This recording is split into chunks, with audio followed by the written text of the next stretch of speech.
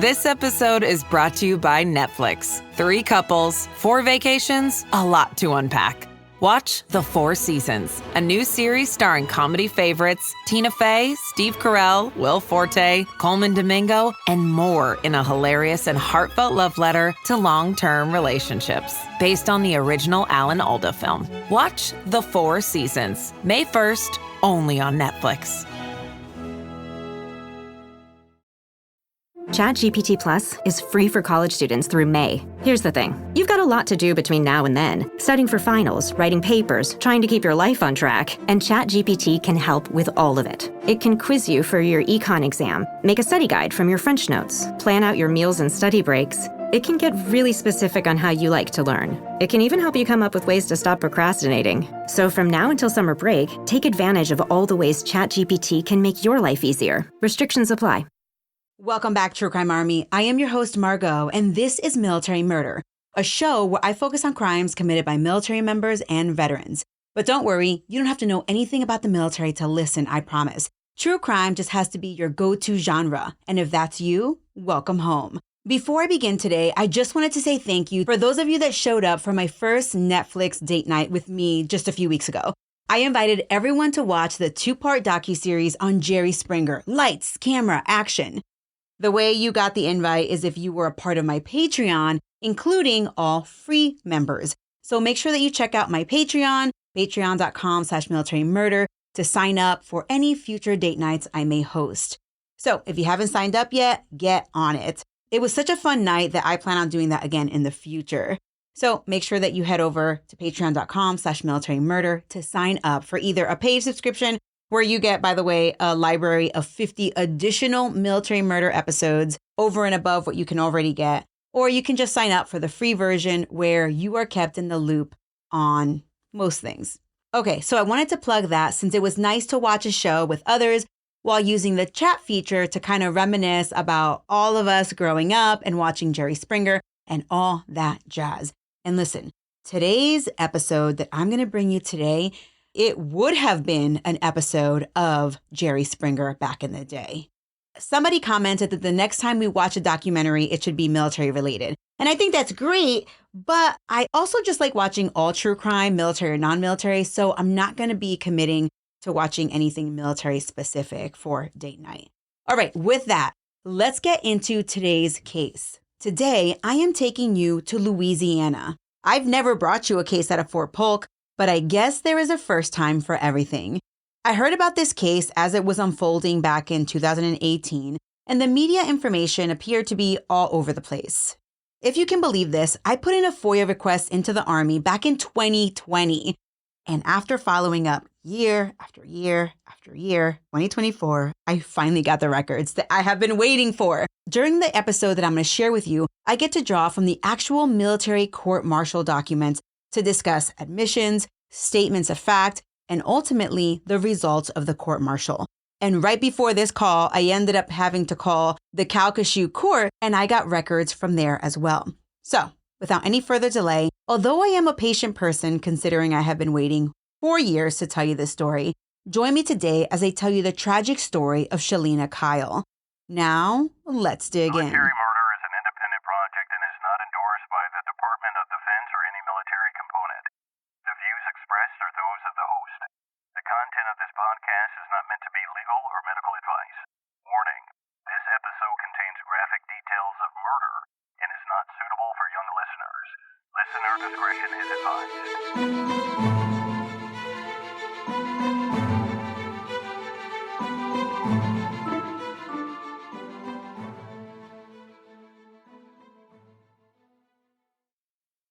Our story begins on October 21st, 2018, when the Calcasieu Parish 911 call center received a mysterious call from an older man. The man reported that he believed his girlfriend's granddaughter and her boyfriend had a dead body in the trunk. I am sure the dispatcher was like, "Say again now?" During the call, the man repeated his disturbing claim and provided his location. Within minutes, authorities arrived at the man's home trying to understand the gravity of what they had just heard. That's when the man revealed that earlier in the day, his girlfriend's granddaughter, Sarah Parker, and her boyfriend, Logan Kyle, had sought his help to dispose of a body that they claimed was in the trunk of their vehicle. He never saw the body. Responding officers asked if the man knew the whereabouts of the couple and the car, and Sarah's grandmother actually did. You see, she had some version of Find My Phone where she could see Sarah's location on her phone. A few calls were made and authorities tracked down the car, but they quickly learned that Sarah's 2 young children, ages 1 and 2, are also in the vehicle, so they must proceed with extreme caution in approaching this vehicle. Just after 10 p.m., Sarah's car was spotted on North Franklin Street in Lake Charles. To avoid alarming the couple in the vehicle, police discreetly followed the vehicle to wait for legal cause to make the stop. And just as soon as there was a reason, police lights lit up the sky. The car complied and pulled over, and the cops, actually hands on their guns ready to pounce, asked everyone to exit the vehicle. As everyone got out, Sarah exited out of the driver's side door and Logan Kyle exited out of the passenger side. The small children remained in the back seat. The kids were eventually moved by the police, and that's when the cops looked in the trunk. And just as the 911 caller predicted, there was a dead body in the trunk. It was the body of a young woman. Both Logan Kyle, who I will refer to as Kyle for the remainder of the episode, and Sarah were taken into custody and the children were left in the care of the state. Kyle's interrogation began just past midnight that night. After waiving his right to remain silent, he shared his version of events. And while I'm sure the detectives in this case may have dealt with other murder cases, none were quite like this. Over the course of the interrogation, Kyle revealed the dead woman was his pregnant wife. The driver of the car was his pregnant girlfriend. He was an active duty soldier, and he was leading a secret life as a transgender woman named Lola. You know that feeling when you sit down to work, but distractions just keep pulling you in every single direction? Yeah, that was me. Constant pings, endless to-do list, and absolutely zero focus. I used to think that being stressed was just a part of being an adult until I tried Magic Mind. Magic Mind was kind enough to send me a 15-day sample, and let me tell you, the difference has been night and day. Before, I was relying on way too much coffee, crashing by noon and feeling more frazzled than focused. But after just a few days with Magic Mind, my brain fog lifted. I felt calmer and I was actually getting things done. And I was doing all of that without the jitters or the afternoon crash. So you're probably wondering, what is Magic Mind? It's a small but mighty mental performance shot packed with over 100% of your daily vitamin C and D. It's designed to help you stay focused, clear-headed, and motivated while reducing stress. And here's the kicker. It's not a coffee replacement. It's an addition. It actually makes your coffee last longer thanks to the L-theanine inside. Magic Mind was created to help people like you and me be efficient while we actually enjoy our day. After 106 formulations and years of research, they nailed it without relying on quick fixes. So listen, if you're ready to feel the difference, visit magicmind.com/militarymurder. Use my code military20 at checkout and you will receive 20% off your one-time purchase, or you can save up to 48% off of a subscription. Trust me, try Magic Mind for a week and you'll wonder how you ever worked without it. Shelena Rae and Logan Kyle met while attending William Henry Harrison High School in Indiana. During high school, the couple dated on and off, but after Kyle graduated, he decided to join the Army in 2014 to follow in his father's footsteps, and the couple decided to call it quits. Kyle was assigned to infantry, and his first duty station was in Italy. While Kyle was in the Army, he and Shelena reconnected, and as most military things go, they decided to get married. Kyle returned from Italy, and in August of 2016, the couple was married. During the marriage, Shelena decided to give the Army a shot, and after going to a recruiter, she joined the Army as well. She told her mother she was really excited for the military, and she thought she was really going to make a difference. She wrote her mother often from boot camp, but shared that she had been injured and that she was trying to work through her injury and kind of keep it low-key because she didn't want to get sent home. But as luck would have it, Shelena's injury was too severe to continue serving, and she was sent home from the Army. Shelena was devastated, as most people who have the military dream, would be really upset. But she was married to a tall, handsome military man, and she could still go to college. By February of 2017, Kyle had been assigned to the 3rd Brigade Combat Team, 10th Mountain Division at Fort Polk, and Shelena joined her husband there. The couple had their ups and downs, some financial issues, but they were making it work. But within a year of marrying and getting sent home from boot camp because of an injury, Shelena and Kyle would have yet another big thing happen. Not surprisingly, a deployment. That's right. By late summer of 2017, Kyle received orders to Iraq, and off he went. Shelena really didn't want to stay by herself at Fort Polk, so while her husband was deployed, she returned to her family in Indiana to await her husband's return. Well, what can I tell you? Kyle took this opportunity while he was deployed to find love in other places, specifically Tinder. While deployed, Kyle met a woman on Tinder. Now, I'm going to call this first woman that he meets Amy. Her real name was redacted in the files that I received from the Army, so if her real name happens to be Amy, that is a complete fluke. Anyway, Amy was either recently divorced or going through a divorce, and Kyle used the typical military cheaters line. He told Amy, yeah, me and my wife were also getting divorced, which would have been a surprise to Shelena, who was back in Indiana awaiting her husband's return. Kyle and Amy became close on Tinder, albeit they hadn't met in person, but Kyle shared a part of his life that very few people knew about. He told Amy that he was a transgender woman that went by Lola, and that he was also into BDSM, bondage-type sex stuff. Kyle revealed to Amy that things didn't work out with his wife Shelena because she was not very accepting of his lifestyle. Amy, however, well, she didn't seem to care about that. She would later reveal to investigators that she felt a deep connection to Kyle/Lola, and they began a long-distance sexual relationship, exchanging sexual videos and photos, all while Kyle was deployed. Okay, so the thing about cheaters is that they cheat, and sometimes they even cheat on the person that they are cheating with another person. I know, it is a little bit like, how do you keep track? So, what do you think Kyle was doing while he was seeing Amy? Well, he was on Tinder meeting other women. And that's when he met another woman named Sarah Parker. So now, if you're tracking, Kyle is a transgender woman named Lola.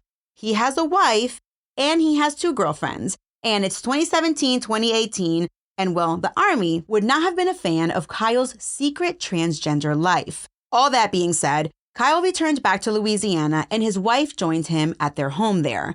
And life went on. Shelena, the oblivious wife, not knowing what her husband was doing while deployed. At some point, Kyle snuck away and met Amy in person. They had sex one time in the back of his car, wham, bam, thank you, ma'am, and that was it. That was the last time they saw each other, although they did continue to talk. After meeting Amy, Kyle met Sarah Parker in person, and that was sometime in the late spring, early summer of 2018. And as soon as they met in person, they were hot and heavy. Kyle revealed during his interrogation that Sarah was everything that Shelena was not. She called him pretty, she called him baby girl, she accepted Lola, and she was even helping him to transition into a woman. And behind the scenes, Kyle was trying real hard to keep his wife from finding out about Sarah. But lo and behold, Shelena eventually found out, and she was not happy. On July 22, 2018, Shelena sent the following message to her husband, quote, "You lied, you have cheated, you have depleted our bank account, you've humiliated me, you have enraged me, you want me to be dominant? Fine, there will be consequences for your actions. You owe me for the time that you've spent with other women, and I will collect that debt, darling," end quote. When Shelena sent this message, she still had no clue about Sarah. She had only become aware about Amy. And you better believe that Shelena called Amy and there was a confrontation. Amy initially denied doing anything with Kyle. But as the conversation progressed, the women began to discuss Lola. And Amy told Shelena that she should be more supportive of her husband. Well, the following day, as Shelena continued to snoop around, Shelena learned about Sarah Parker. Now wait, because this is no longer a love triangle. This is a love square. Shelena called Amy to tell her about Sarah, and now Shelena and Amy were both mad at Kyle. Meanwhile, that very weekend, Kyle was no kidding spending the weekend with his side piece, Sarah. And when his phone rang off the hook, Kyle didn't answer his wife's calls. So Amy, side piece number 1, called Sarah, side piece number 2, and was like, tell Kyle to call his wife or we, together, both of us, are going to report him to his command for having an affair and for being transgender. Kyle was now beside himself. He was freaking out. Everything was falling so quickly. After this Jerry Springer type shenanigans transpired, Shelena and Kyle decided to try to work it out. And basically it was Kyle telling his wife to calm down and not report him. Kyle begged and pleaded. He promised his wife that he had ended things with Sarah, which of course was a lie. Meanwhile, fast forward a few weeks, and guess what? Shelena learned that she was expecting her first baby. Shelena was over the moon, and while Kyle pretended that he was happy about the baby, he wasn't. And then, guess what? Sarah, side piece number 2, she found out she was also pregnant. While she was pretty sure it was Kyle's baby, according to one of her close friends, it could possibly have been some other dude's baby, but what do you expect in this story? But listen, Shelena, the wife, had zero clue that Sarah was pregnant because she was under the impression that her husband had ended things with her. But she was very wrong.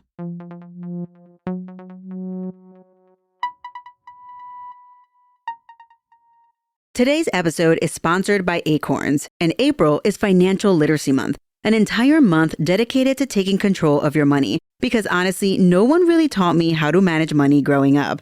I didn't learn about investing until I was well into adulthood. But what I love about Acorns is that it makes it easy to start saving and investing for your future in just 5 minutes. I know, April is an entire month, but you don't need an entire month to learn. You don't need to be an expert. Acorns recommends a diversified portfolio that matches you and your goals. You can start with just your spare change, and you don't need a lot of time. Setup takes just 5 minutes because I know that your time is precious. And if financial wellness has ever felt out of reach, Acorns makes it simple, giving your money a chance to grow without the overwhelm. Personally, using Acorns gave me the confidence to stop putting it off and just start. And that peace of mind is completely worth it. Sign up now and join over 14 million all-time customers who've already saved and invested over $25 billion with a B dollars with Acorns. Head to acorns.com/militarymama or download the Acorns app to get started today. Paid non-client endorsement. Compensation provides incentive to positively promote Acorns. Tier 1 compensation provided. Investing involves risk. Acorns Advisors LLC, an SEC registered investment advisor. View important disclosures at acorns.com/militarymama. Ladies, you'll end up shopping for your guy's deodorant, right? So try Degree's Original Cool Rush. You see, last year, Degree changed the formula, and men were mad. One guy even started a petition. So Degree admitted they messed up and brought the Original Cool Rush scent back. It's clean, crisp, and actually smells like someone you want to cuddle. And it's in Walmart, Target, and other stores now for under $4. So toss one in your cart and find out why it's the best-selling men's antiperspirant for the last decade. Degree Cool Rush is back, and it smells like victory. By October of 2018, according to Logan Kyle, his life was a train wreck. He felt like the walls were caving in. He confessed, quote, "I felt trapped, essentially living 2 lives. Sarah just made me happy, and I saw no feasible way of being with her. And yet I couldn't be myself with Shelena, but I couldn't get away from Shelena," end quote. So at that point, Kyle decided to kill himself. He wanted to fall asleep and just never wake up. On October 19th, 2018, Kyle took an alleged deadly dose of sleeping tea. He combined peppermint tea with an unknown amount of Unisom sleeping pills. He fell asleep, but to his surprise, he woke up the following afternoon. He admits that he had a headache, but that didn't last long, and the day appeared to progress as normal. But what a lot of people don't discuss is that someone's suicidal intentions can quickly turn into homicidal intentions, and that would play out later that day. That Saturday afternoon, Kyle and Shelena were taking a bath together. Kyle sat with his back towards the wall and his feet towards the faucet, and his wife sat between his legs with her back against his chest. Kyle was brushing Shelena's hair in what I can only imagine was supposed to be a peaceful moment, or at least it should have been. As Kyle brushed his wife's hair, he told her that he really wanted to grow out his own hair once he left the army. He then commented that if his hair got long enough, Shelena would be the one brushing his hair. Now, this comment reminded Shelena about Lola, and as we are all well aware, Shelena was not a fan of Lola. In that moment, Shelena responded with disdain. She informed Kyle that she was not a fan of Lola and that she didn't support his future plans to transition into a woman. Kyle recalled that Shelena then mocked him, saying something to the effect of, "You are never going to be a pretty woman. I don't even know why you try so hard." And then she said something like, "You are going to become a, quote, mental deficient," end quote. In that moment, Kyle revealed to investigators that he thought enough was enough. And after long wishing his wife dead, he decided in that moment that he was going to kill her. Being in the best possible position, Kyle pulled his wife closer to his chest and he placed her in what he called a blood choke, which is basically a chokehold. Shelena had no idea what was happening, but as he cut off her circulation, her legs and body just splashed water all over the bathroom as she tried to break loose. At one point, she was able to turn her head upwards to look into her husband's eyes, but he didn't let go. After minutes of holding her in that position, her body stopped moving. And despite having a cramp in his arm, Kyle held on until he knew she was dead. Then Kyle stood up and got out of the bathtub, soaking wet. As he looked back at the bathtub, he saw Shelena dead, lying on her stomach with her head in the water. For the next 15 to 30 minutes, Kyle did his best to clean up. He dried up the floor. I'm assuming he got dressed. He then went to the garage and opened the trunk of his car. He grabbed a blanket or a bedsheet of sorts to wrap his wife's body. And then he drained the bathtub, hoisted his wife's body out of the tub, and wrapped her in the blanket. He then carried her to the garage where he placed her on the floor. And that's when he realized that he needed some leverage, an easier way to transport the body. So he grabbed a pair of shoelaces from some shoes that were in the garage. He placed the laces around Shelena's neck and then around her two wrists, binding it together. Then he wrapped her nude body in the blanket and placed her in the trunk. Then he ran around his house packing an overnight bag for himself, and then he got into his vehicle, drove away from 16510A Howard Street, exited Fort Polk, and began his drive towards Sarah's house in Lake Charles. During the drive, Kyle texted and spoke to Sarah, kind of low-key informing her that they didn't have to worry about his wife anymore. He told her he was on his way, so he wanted her to be ready. At around 6 p.m., Kyle started thinking about work. So he texted his squad leader and told him something about going to Lake Charles with his wife to eat at Olive Garden and that they were going to spend the night there to sightsee the following day in Lake Charles. The squad leader gave the thumbs up, and now Kyle thought he had time. As soon as Kyle arrived at Sarah's house, he checked out her trunk space and moved a few things around. Then it was either by himself or with Sarah's help. It's really unclear whether they helped each other or whether he did it himself. They moved Shelena's body from Kyle's trunk to Sarah's trunk. Then they went about their Saturday night as if nothing happened. And I'm not even kidding you. They have surveillance video of these two acting like two young teenagers, just typical Saturday night stuff. You ready for this? First, they stopped at a sex shop called The Love Shack. There's surveillance video of them there, and Kyle spent close to $250. And I know you don't care to know what he bought at The Love Shack, but I'm going to tell you anyway. He purchased an anal anchor, a Lush strap-on, a red wig, and a lacy bra. From The Love Shack, they drove to Walmart. There, they purchased a huge tote big enough to fit a body and 2 packs of duct tape. After this, they checked into a Motel 6, did the hanky-panky, then left the room for dinner. On Sunday morning, they both did meth, Kyle admitting later to investigators that that was his second time doing meth and that he had specifically requested it that morning. Of course, the couple also talked about ways to dispose of the body, who could help them dispose of the body, and that's when Sarah got a brilliant idea. She thought her grandma's boyfriend might be willing to help, which is really suspect if you think you know someone who might be willing to help you hide a body, but who am I? Later that day, Sarah went to get her kids, and then Sarah, Kyle, and the 2 kids headed to Sarah's grandma's house. For purposes of this story, I'm going to call her grandma's boyfriend her granddad, just to make it easier, right? While at the house, Sarah took her granddad to the side and without warning was just like, can you help us dispose of a body? I'm sure this man was shocked. I mean, it's not every day you get this type of request, right? He was like, where is there a dead body? Calmly, Sarah said that the body was in the trunk. The man was shocked. He probably thought she was kidding.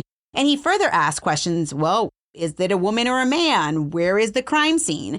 And Sarah was oblivious to this poor man's plight because she continued in La La Land just telling him that the victim deserved to die, and then went into a monologue about wanting to dismember the body and dispose of it in a swamp behind her dad's residence. Then, as Sarah was brainstorming, she was like, oh, we can also place the body in a bin and fill the bin with cement and get rid of it that way. Then Sarah looked at her granddad and asked, can we bury the body in one of your properties? The man, still stumped, was like, immediately no. Immediately no. He was like, no. And if you do, you are going to get caught. Sarah was like, okay, I was just asking. Then they reunited with Kyle. Not too long after, Kyle, Sarah, and the kids drove off. And that was when Grandpa revealed to the police that he was in so much shock that he had to just sit there for a good 15 minutes, and he was shook. Then he told his girlfriend what transpired, and they called 911.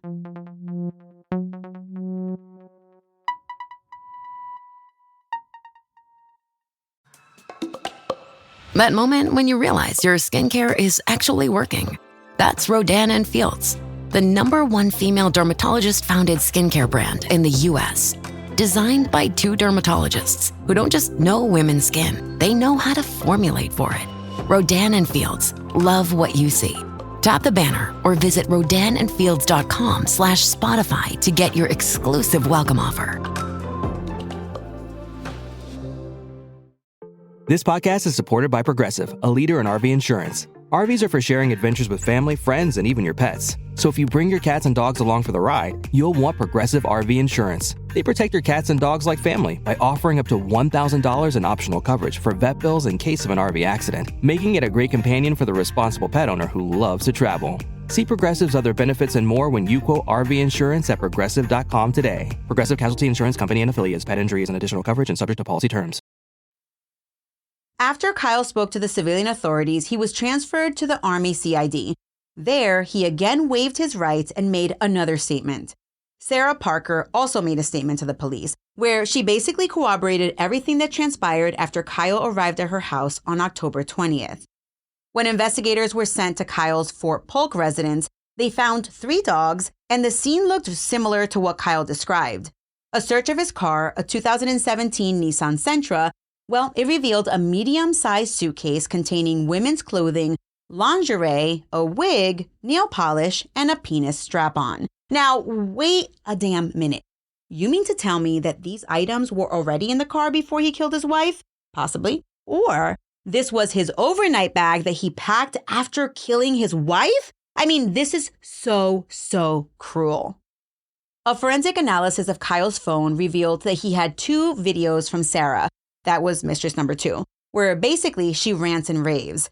The first pep talk went something like this. Don't listen to them. They're all stupid and you're the shit and I love you and you're my princess. So it doesn't matter what the they say. Like all them can go themselves, die in a ditch and then bum somewhere else in a different hole for all I care. You're beautiful. You're amazing. I love you. End quote. The second pep talk from Sarah went something like this. Quote, all of them are stupid and don't even deserve to know you. So I say again, the whole die in a ditch thing.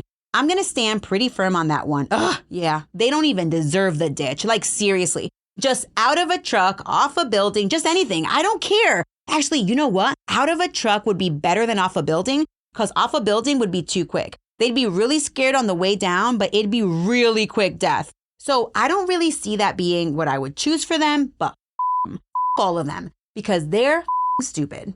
I love you too, end quote. Many people were interviewed during this case, and one of Sarah's friends admitted that Sarah would often vent that life would be easier if Shelena was not in the picture. And on a few occasions, Sarah asked her friend to brainstorm on ways to get rid of a body. And by the way, this was way before Shelena was murdered, which makes you wonder, was Shelena's death planned?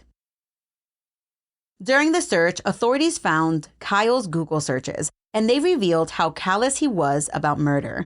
Hours after killing his pregnant wife, he used his phone to Google cheap hotels, adult store, fast food, and the lyrics of a song called Lola the Kinks.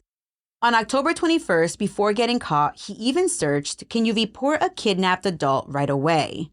Okay, so this case, in my opinion, appeared to move at the speed of light for an Army case. And it's likely because, of course, Logan Kyle was placed in what we call pretrial confinement, and he was at Leavenworth.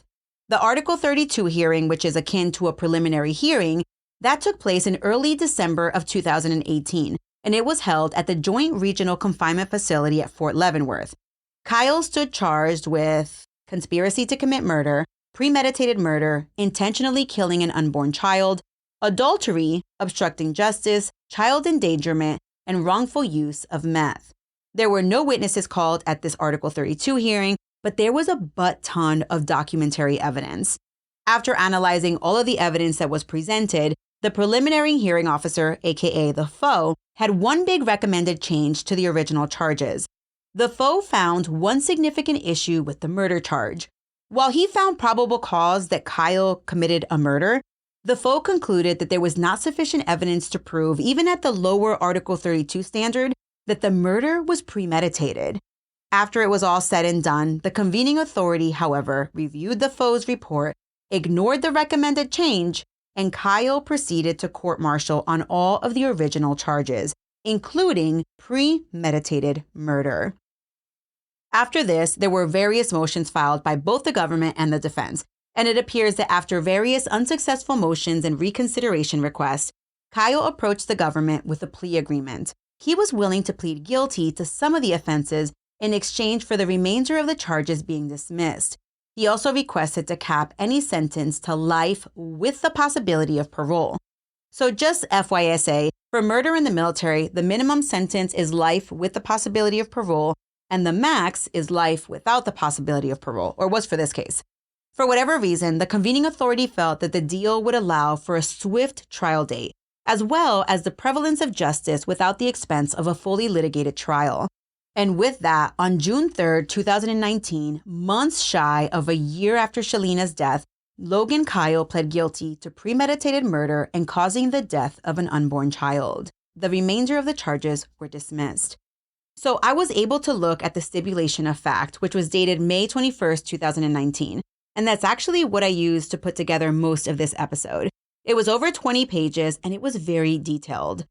Logan Kyle was found guilty at his guilty plea, and the case immediately transitioned into sentencing. Many family members showed up for Shelena, and it was evident that she was very much loved. She was described as this happy-go-lucky girl turned woman who was really excited to just be a mom.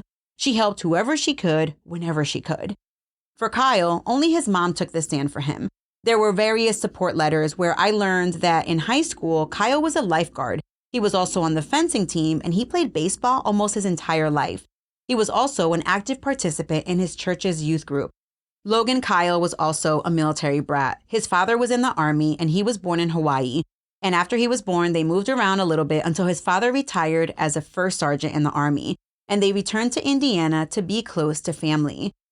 Kyle took the stand to give an unsworn statement. He basically said, "I'm sorry," and he asked his family not to attend because he didn't want to prolong the inevitable.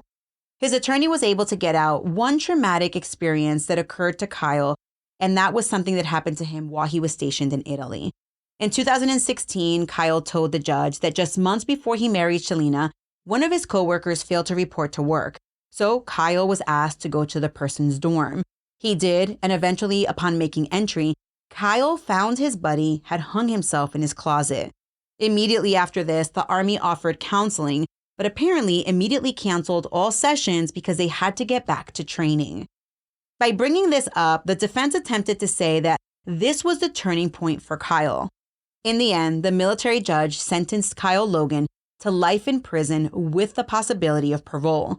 It was consistent with the plea agreement, so ultimately that was the sentence that Kyle received. He also received a dishonorable discharge from the Army, reduction to E1, and total forfeitures. Moments before I recorded this, or actually earlier today, I called the Calcasieu Parish Courthouse in Louisiana to see about Sarah Parker because I couldn't find anything online. And I discovered that in August of 2019, she pled guilty to everything that she was charged with. She pled guilty to contributing to the delinquency of juveniles, obstruction of justice, and failure to report certain felonies. For her crimes, she was sentenced to 2 years in the Department of Corrections for the contributing to the delinquency of a juvenile ×2 because she had 2 kids, right? And for the charge of failure to report certain felonies, she was sentenced to 1 year. For the obstruction of justice by tampering with evidence, she was sentenced to serve 15 years in prison. However, 10 of those years was suspended, and the defendant was to serve 5 years with credit being given for the time served to run concurrent with the previously imposed sentences. So by that point, she had basically been in jail for almost a year, and so 4 more years after that. After she completed her 5 years, she was to be placed on supervised probation for 3 years. All right, so that's basically what she got. And this document is dated August 5th, 2019. Shelena Rae Kyle was born on Christmas Day, 1996, to her parents Michael and Carrie. She enjoyed hiking, swimming, and she was obsessed with animals, especially dogs and horses. Shelena was only 21 years old when she was murdered.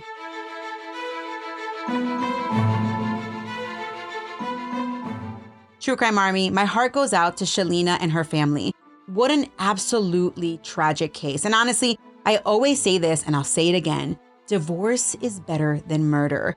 I think that Kyle felt like the walls were caving in, not because of his wife, but because of the army piece. He didn't want the army to find out about being a transgender woman. All right, True Crime Army, I want to say thank you so much for joining me for another episode. For those of you who have watched this video on YouTube, thank you so much. I'm not going to promise that I'm going to make a video for all my podcast episodes, but this was one that I definitely felt compelled to make a video for.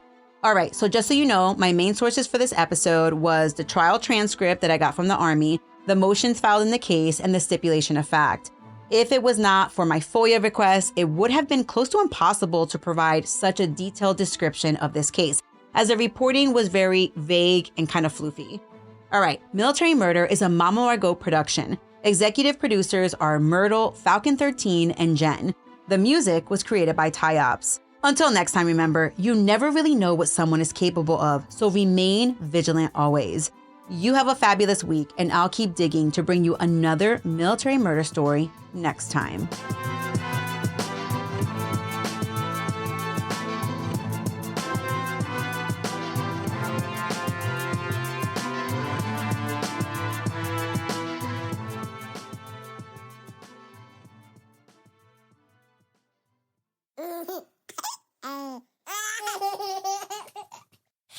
Mama's working on her podcast.